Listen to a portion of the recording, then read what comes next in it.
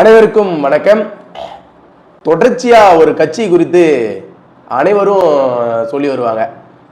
இவர்கள் அனைவரும் ஒரு அறிவில்லாதவர்கள், இவர்களுக்கு கொள்கைனா என்னன்னு தெரியாது, இவங்க ஒரு தற்குறி, இவர்களுக்கு மூளை வளர்ச்சி இல்லை என்று ஒரு கட்சியை குறிப்பிட்டு அனைவரும் பேசி வருவாங்க. அனைத்து கட்சியினரும்.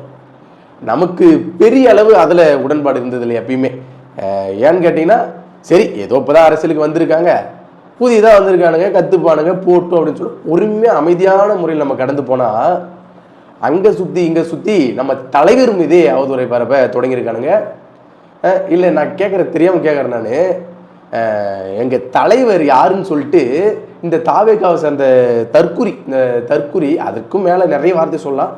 பொதுவெளி தற்குறி சொல்லி தான் எங்கள் தமிழக மக்களுக்கு தெரியணுமா?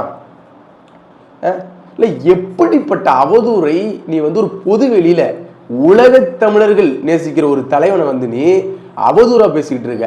இதோட விளைவு என்னன்னு உனக்கு தெரியல.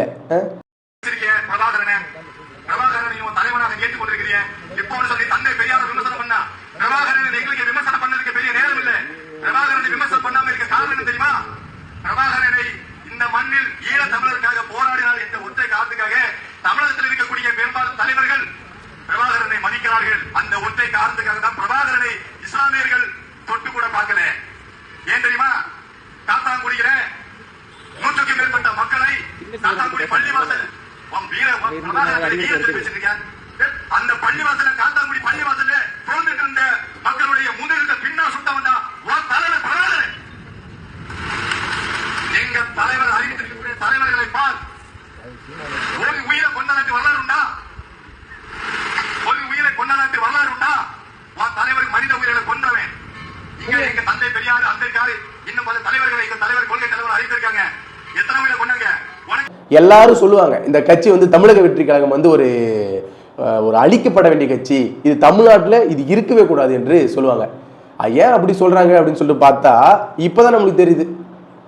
அது உண்மைதானே? அது இப்போ நீங்கள் கட்சி தொடங்கினா ராஜபக்சே பையன் நமல் ராஜபக்சே வாழ்த்து தெரிவிக்கிறாரு, எல்லா விஷயத்துக்கும் உங்களுக்கு வாழ்த்து தெரிவிக்கிறாரு. அப்போ நீங்கள் யார்? நீங்கள் உங்கள் கட்சியோட கொள்கை பரப்பு செயலாளர்கள் எப்படி பேசிட்டு இருக்கானுங்க? அப்போ உங்களுடைய நோக்கம் என்ன? நீங்கள் யார்? நீங்கள் எதற்காக அரசியலுக்கு வந்திருக்கீங்க என்ற கேள்வி வருதா இல்லையா? உலக தமிழர்கள் அனைவரிடமும் நீங்கள் அம்பலப்பட்டு போயிட்டீங்க. பேசுகிறான் ஒருத்தன், கன்னியாகுமரி மாவட்டம் விஜய் கட்சியிலிருந்து தலைவர், இந்த கோத்தங்குடி பிரச்சனையில் இவர் பண்ணதான் மிகப்பெரிய தவறு, முஸ்லிம்களுக்கு விரோதமான விஷயத்தை தான் இவர் பண்ணாரு. ஏய், உனக்கு தெரியுமா? ஃபர்ஸ்ட் வரலாறு தெரியுமா உனக்கு? இவரு ஒரு நடிகரை தலைவராகிட்டு இருக்கிற நீலாம் பேசலாமா? எனக்கு புரியல. இவர் கற்பிக்கிறாராம் தமிழக மக்களுக்கு. நீயே ஒரு முட்டா பைய, நீ எங்க தலைவர் யாருன்னு மக்களுக்கு கற்பிக்கிறியா? டேய், முதல்ல உங்க கொள்கை தலைவர் போய் கற்பித்து தொலைடா. உங்க கொள்கை தலைவர் கற்பி. யாரு? நம்ம ஈரோட்ல இருந்து ஒருத்தர் எடுத்துக்கிறீங்களே கொள்கை தலைவரா, அவரை கற்பி மக்கள்கிட்ட. எங்க தலைவர் நீ ஒன்றும் பேசாத. அப்ப மிகப்பெரிய கண்டனங்கள் உலக தமிழர்கள் மத்தியில எழுந்த உடனே நம்ம அந்த கட்சி சார்ந்த என்ன பண்ணிட்டான், மன்னிப்பு வீடியோ என்று போட்டான். மன்னிப்பு வீடியோ போட்டா சரி, மன்னிப்பு வீடியோ போட்டா விட்டுருவாங்களா? அப்ப வார்த்தைகளை கவனமா பேசணும். நேற்று அடிச்சு அந்த ஃபோன் பண்ணி நேரில் போய் பார்த்து பேசி, தம்பி இது போன்ற பேசக்கூடாது, மிகப்பெரிய தவறான செயலாருன்னு சொல்லிட்டு நம்ம உறவுகள்லாம் பேசின பிறகு நீ மன்னிப்பு வீடியோவை போடுற. அப்போ இல்லைன்னா நாங்களாம் எடுத்து பேசலைன்னா உன்னை எச்சரிக்கைலாம் நீ என்ன பண்ணிப்ப? தொடர்ச்சியாக பேசியிருப்ப தானே? அப்போ மக்கள் அனைவரும் பார்த்துட்டு இருக்காங்க. பார்த்து கவனமாக நடந்துக்கணும். எந்த தலைவரை பேசுகிறோம், யாரை பேசுகிறோன்னு. ஏய், இந்தியாவே பேசுறா அவர் பேர் சொல்லி. நீ யார்? நீ கற்பிக்கிறியா மக்களுக்கு? அப்ப அனைவரும் புரிஞ்சு கொள்ளணும் இவங்க யார் என்று. அனைத்து மக்களும் நீங்க அம்பலப்பட்டு போயிட்டீங்க. இனிமேலும் இந்த கட்சி, இந்த தலைமை அமைதி காத்தா அம்பலப்பட்டீங்க, இப்பயே அம்பலப்பட்டுட்டீங்க. இதற்கு மேலும் மிகப்பெரிய விளைவுகளை தான் நீங்க சந்திக்க நேரிடும். ஒரு பொது வெளியா இருக்குன்னு சொல்ல முடியல. நம்ம தொகுதியில் அண்ணன்லாம் இருக்காரு, பேசினேன். ஆனால் அந்த மாதிரி மன்னிப்பு வீடியோ போட்டான் பார்த்தீங்களா அப்படின்னு சொன்னேன். அதுக்கு சொல்கிறாரு, மன்னிப்பு வீடியோ போட்டால் விட்டுருவாங்களாப்பா? நான் பல விஷயத்த பேசிட்டு அந்த கட்சி சார்ந்தவங்களை பேசிட்டு நான் மன்னிப்பு வீடியோ போட்டலாமா அப்படின்னு சொல்லிட்டு மிகப்பெரிய கோபத்தில் இருக்காங்க. அவர் மாதிரி ஒவ்வொருத்தரும். எப்படிப்பட்ட தலைவனு நீ என்னடா கற்பிக்கிற? நீ எங்களுக்கு சொல்லி தரணுமா? நீ பார்த்து தமிழக வெற்றி கழகத்தினர் இது போன்ற ஆட்களை கண்டிச்சு வச்சு வெளியேற்றுங்க. தற்காலிகமா இல்ல, அவனை நிரந்தரமா வெளியேற்றணும். நீங்க கட்சியில சேர்த்தக்கூடாது. இதுதான் ஒரு எச்சரிக்கையா அனைத்து உலக தமிழருக்கு சார்பா நான் சொல்றேன். இது போன்று உங்க கட்சியில் இது மாதிரி பேசக்கூடாது. இந்த நாய் போன்று எத்தனை நாய் வந்து தெருணை உங்க கட்சியில் சுத்திங்குதுன்னு தெரியல. இவர் அம்பலப்பட்டு போயிட்டான். பல பேர் பொதுவெளியில் எழுதிட்டு இருக்கான், இன்னும் எழுதிட்டு இருக்கான். ஆமா, அவர் தமிழ்நாட்டுக்கு என்ன பண்ணாரு? வெண்ண இவர் என்ன தமிழ்நாட்டுக்கு என்ன பண்ணாரு? உனக்கு என்னடா தெரியும்? உங்களுக்கு என்ன தெரியும்? அரசியல் என்னன்னு தெரியுமா? நீ போயிட்டு பேசு, உங்களை நம்மளுடைய ஐயா பெரியாரையும் ஈவேரா அவர்களை போய் பேசு மேடைக்கு. அதுல கேட்கறான் ஒருத்தர் கமெண்ட்ல, உங்க அண்ணன் சீமான் மட்டும் எங்கள் கொள்கை தலைவர் விமர்சிக்கலாமா? நாங்க விமர்சனம் பண்ணா மட்டும் உங்களுக்கு கோவம் வருது. நாங்க விமர்சனம் செய்யல.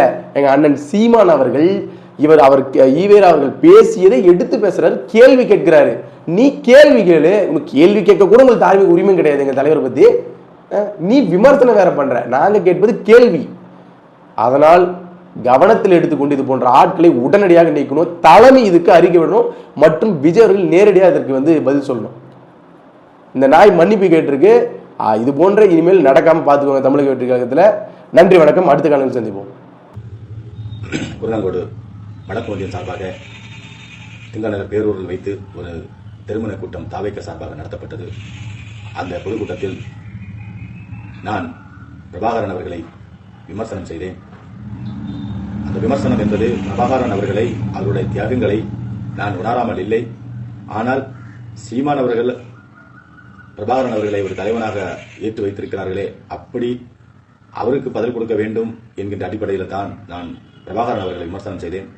ஆனால் அந்த விமர்சனம் செய்த அந்த மேடையிலேயே தமிழக வெற்றி கழகத்தினுடைய சகோதரர்கள் அனைவரும் என்னை கண்டித்தார்கள். நீங்கள் பேசியது தவறு. காரணம், தமிழக வெற்றி கழகத்தினுடைய கொள்கை என்ன என்று சொன்னால், தமிழ் தேசியமும் திராவிடமும் இரு கண்கள் என்று தளபதி அறிவித்திருக்கிறார்கள் என்று அந்த மேடையிலே என்னை கண்டித்தார்கள். அதன் பிறகு நான் வீட்டிற்கு வந்த பிறகு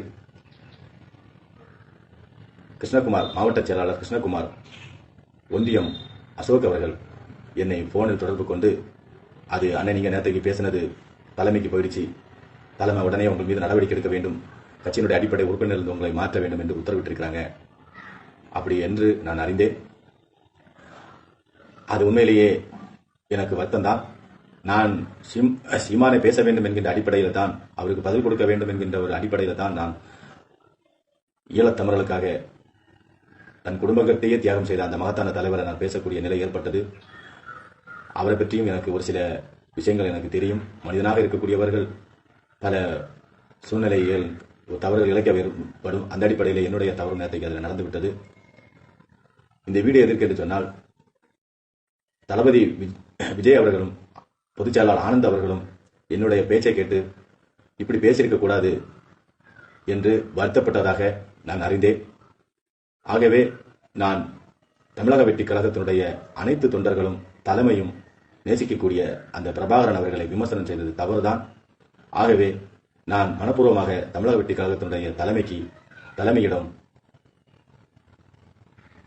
மற்றும் தமிழகத்தினுடைய சகோதரர்கள், பிரபாகரன் நேசிக்கக்கூடிய சகோதரர்களிடம் நான் மன்னிப்பு கேட்டுக்கொள்கிறேன். நான் அந்த மேடை பேச்சுகளை ஒரு ஸ்லோவா அந்த வார்த்தை வந்துவிட்டது. நான் 25 ஆண்டு காலமாக நான் பல கட்சிகளிலே, அரசியல் கட்சிகளிலே நான் பயணித்து வருகிறேன். ஆனால் இது போன்று எந்த மேடைகளும் நான் பேசியது கிடையாது. நான் பிரபாகரன் அவர்களை ஒரு மதிப்பாக தான் வைத்திருந்தேன்.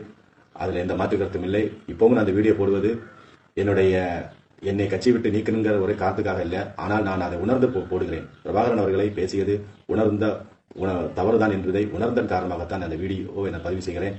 ஆகவே இன்னும் ஒன்று சொல்றேன். தந்தை பெரியார் அவர்கள், அம்பேத்கர் அவர்கள் ஒட்டுமொத்தமாக தமிழகத்திலேயும் இந்திய அளவிலேயும் எப்படி ஒரு தலைவராக மக்கள் அனைவரும் ஏற்றுக்கொண்டிருக்கிறார்களோ அதே போன்றுதான் பிரபாகரன் என்பது ஒரு கட்சியினுடைய தலைவர் அல்ல. சீமான் என்கின்ற ஒரு கட்சிக்கு மட்டும் அவர் தலைவர் அல்ல. அவர் ஒட்டுமொத்த தமிழக மக்களுக்குமான ஒரு தலைவர் என்பதை நான் உணர்ந்ததன் காரணமாகத்தான் இந்த வீடியோவை நான் பதிவு செய்கிறேன். ஆகவே அனைத்து மக்களுடைய வருத்தத்தையும் நான் ஏற்படுத்தியிருப்பேன், கவலைக்கு ஆளாக்கியிருப்பேன். ஆகவே உங்கள் அனைவரிடமும் பிரபாகரன் அவர்களை விமர்சனம் செய்த ஒற்றை காரணத்துக்காக நான் உங்களிடம் மன்னிப்பு கேட்டுக்கொள்கிறேன். ஏனென்று சொன்னால், பிரபாகரன் அவர்களை இன்றைக்கு தமிழகத்தில் இருக்கக்கூடிய எத்தனையோ தலைவர்கள் பிரபாகரனை கொண்டாடி கொண்டிருக்கிறார்கள். அப்படிப்பட்ட அந்த தலைவர்களுக்கும் மன உளைச்சல் ஏற்படும். அண்ணன் திருமா அவர்கள், அண்ணன் வைகோ அவர்கள், அண்ணன் வேல்முருகன் அவர்கள், அண்ணன் திருமுருகன் காந்தி அவர்கள், இன்னும் பல தலைவர்கள் இருக்கிறார்கள். ஆனால் நான் பிரபாகரன் சீமானுடைய தலைவனாக மட்டுமே நான் அந்த இடத்துல நான் யோசிச்சு பேசிவிட்டேன். அது தவறுதான். ஆகவே அனைத்து தலைவர்களும், அவரை நேசிக்கக்கூடிய அனைத்து தலைவர்களும் என்னை மன்னித்துக் கொள்ள வேண்டும். உங்களிடம் மன்னிப்பு கேட்கிறேன். அந்த மேடையில் நான் பேசுவதற்கு முக்கிய காரணம், நாம் தமிழர் கட்சியினுடைய மேடையிலே இஸ்லாமிய சகோதரிகளை வைத்து பேசினது எனக்கு தந்தை பெரியார பேசினது மிகவும் ஒரு எரிச்சலும் கோபத்தை ஏற்படுத்தியது. அதன் விளைவாகத்தான் அப்படி பேச வேண்டிய சூழ்நிலை